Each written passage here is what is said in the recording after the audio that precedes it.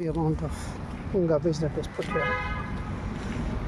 Just to show sometimes it is overflowing, today it is not. But still look at how much of space does it occupies. Let me see if I can reduce it and makes it easy for people who pick up to take.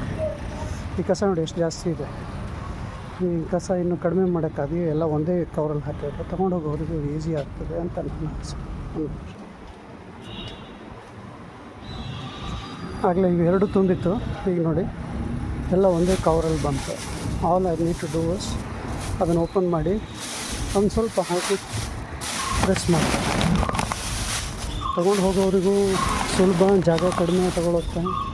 ಆಮೇಲೆ ಬೆಳಗ್ಗೆ ಹೊತ್ತು ಅವರು clean ಮಾಡಿದ ತಕ್ಷಣ ಬೆಳಗ್ಗೆನೇ 9-9:30 ಎಲ್ಲ ಫ್ಲೋರಲ್ಲಿರೋ ಕಸನ ತಂದು ಹಾಕಿದರೆ ಅವ್ನು ಕೆಲವು ಸರಿ 9-9:30 ತೊಗೊಂಡು ಹೋಗ್ತಾನೆ. ಸೊ ನೆಕ್ಸ್ಟ್ ಡೇವರೆಗೂ ಕಾಯಬೇಕಾಗಿಲ್ಲ.